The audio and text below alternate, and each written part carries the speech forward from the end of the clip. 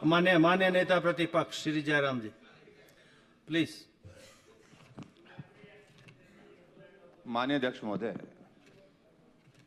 मैंने आज तय किया था कि मैं नहीं बोलूंगा, लेकिन सबकी बात सुनी, जब मुख्यमंत्री जी की बात सुनी तो मुझे बहुत थोड़ा लगा कि बोलना ही चाहिए। जहां तक नियमों की बात है, नियम सबके लिए है और नियम के मुताबिक ये माननीय सदन चलता है और चलना भी चाहिए, नियम के मुताबिक ही चलना चाहिए। लेकिन उसके बावजूद ये बार बार इस प्रकार से कहना है कि जयराम ठाकुर को गुस्सा आता है, पहले नहीं आता था, मेरी भूमिका है। और जिस भूमिका में आज की तारीख में हूं, अब मुकेश जी आजकल शांत हैं, पहले पूरे 5 वर्ष पूरा अशांत रहे।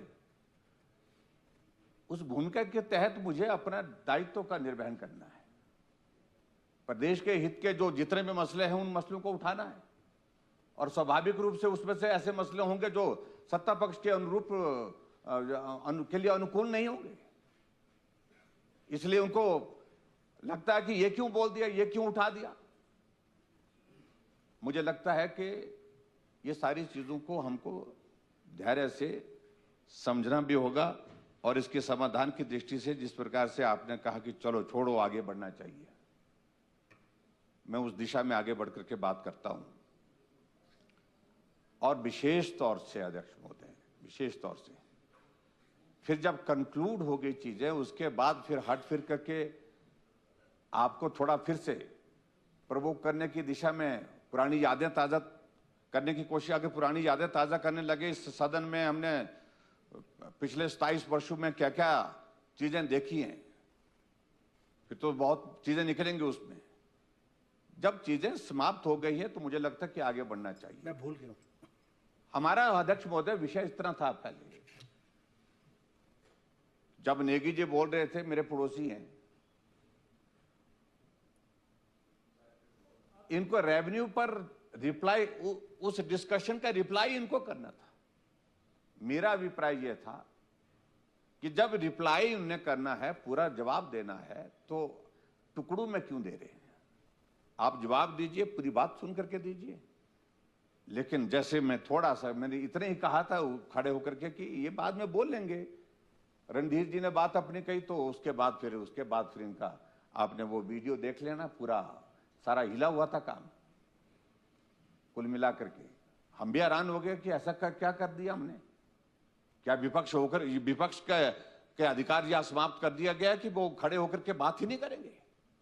क्या विपक्ष बोलेगा ही कुछ नहीं, क्या विपक्ष पूछेगा ही कुछ नहीं। इन सारी चीजों को लेकर के ये बहुत बड़ा प्रश्न है। और इसलिए अध्यक्ष महोदय, ये स्थिति बार बार क्यों आती है, जब माननीय सदन की कार्यवाही से जो है इनके शब्द एक्सपंस करने पड़ते हैं, बार बार करने पड़ते हैं, क्यों आते हैं। कुछ तो गड़बड़ है ना, और उस गड़बड़ में मैं जाना नहीं चाह रहा। लेकिन हम ये संरक्षण चाहते हैं, जब ऐसे हालात बनते हैं तो हालात को संभालने का जिम्मा मुख्यमंत्री जी का होता है और आपका होता है, जिनसे हमें उम्मीद है, जिन पर हमको उम्मीद करनी भी चाहिए।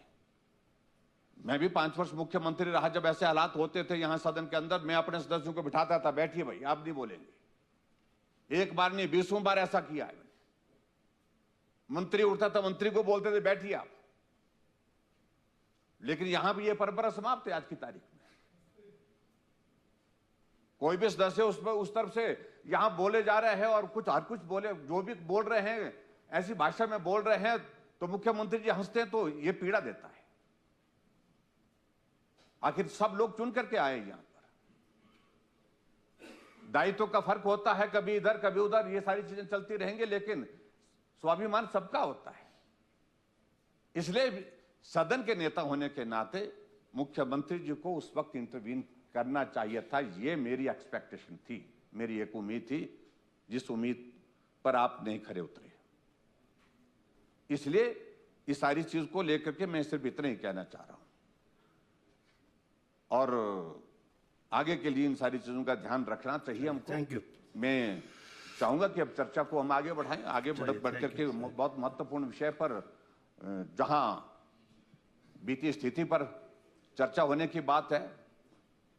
ये सदन चल रहा है अध्यक्ष महोदय, इस सदन में इस विषय को लेकर के चर्चा नहीं हो पाई है, लेकिन पूरा देश चर्चा कर चुका है कि हिमाचल प्रदेश में कर्मचारियों को सैलरी नहीं मिली, पेंशन को पेंशन नहीं मिली, पूरे हालात पर चर्चा। भाई रुकिए जरा, लेकिन ये हालात, ये तभी हमने गलत क्या पूछा? अगर कोई हमने कोई ऐसा कोई पॉलिटिकल इशू उठाया होता, सबसे पहले जब सदन चल रहा है तो सबसे पहले प्रदेश की आर्थिक स्थिति के हालात की जानकारी लेने का अधिकार अगर है तो इस माननीय सदन को है। इससे डिप्राइव किया है आपने, सबसे पहले यह चर्चा होनी चाहिए थी। यह दुर्भाग्यपूर्ण है और इसलिए अध्यक्ष महोदय जो भी है, अब आज चर्चा है, इस चर्चा पर हम अपनी बात कहेंगे, लेकिन मेरा इतना जरूर है कि नियम सब पर रहते हैं, विपक्ष पर भी और सत्ता पक्ष पर भी, और सत्ता पक्ष के लिए संयम बहुत आवश्यक है। ये बता रहा हूं मैं आपको, संयम बहुत आवश्यक है।